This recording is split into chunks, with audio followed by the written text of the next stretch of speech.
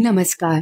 माझे नाव डॉक्टर लता पाटील आहे व मी प्राथमिक आरोग्य केंद्रातील वैद्यकीय अधिकारी आहे. गेली 15 वर्ष मी सार्वजनिक आरोग्य क्षेत्रात काम करत आहे. आपल्या सार्वत्रिक लसीकरण कार्यक्रमातील लसीबाबतचा संदेह टाळण्यासाठी संवाद साधणे या एका महत्त्वाच्या विषयावरील चर्चासत्रात आपले मनपूर्वक स्वागत आहे.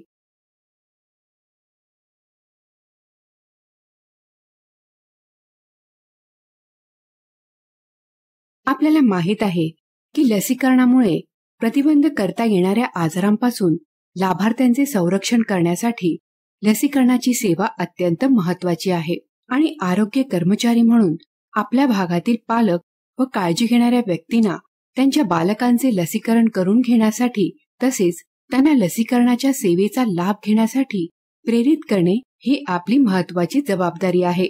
परंतु बरेचदा आपल्याला असे दिसून येते की शर्थीचे प्रयत्न करून देखील काही बालके लसीकरणासाठी येत नाहीत. त्यामुळे काही बालके लसीकरणापासून वंचित का राहतात व काही पालक किंवा काळजी घेणाऱ्या व्यक्ती त्यांच्या बालकांना लस देण्यासाठी मागे पुढे का पाहतात हे जाणून घेणे आपल्यासाठी अत्यंत गरजेचे आहे. हे वर्तन समजण्यासाठी व ते योग्यरित्या हाताळण्यासाठी पालक आणि काळजी घेणाऱ्या व्यक्तींसोबत संवाद साधणे अत्यंत महत्त्वाचे आहे. वैयक्तिक तसेच बरेचदा सामाजिक अशा दोन्ही स्तरांवर प्रभावी संवाद साधल्यामुळे आपल्याला खालील कृती हाती घेण्यास मदत होते. काळजी घेणाऱ्या व्यक्ती आणि पालक यांचा लसीबाबतचा संदेह दूर करण्यासाठी त्यांना प्रोत्साहन देणे आणि अर्भक आणि बालकांचे लसीकरण करणे.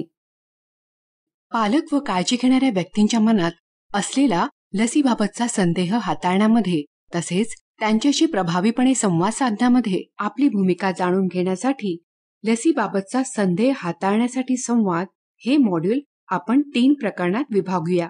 लसीबाबतचा संदेह, समाजातील प्रभावी व्यक्तींचा सहभाग, संवादाच्या माध्यमातून समाजाला सहभागी करून घेणे.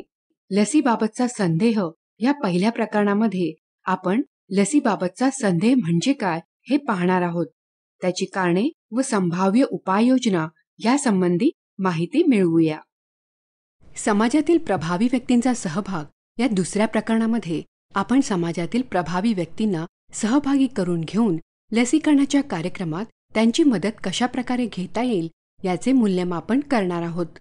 संवादाच्या माध्यमातून समाजाला सहभागी करून घेणे या तिसऱ्या प्रकरणात आपण लसीबाबतचा संदेह प्रभावी संवादाने हाताळता येईल हे पाहणार आहोत.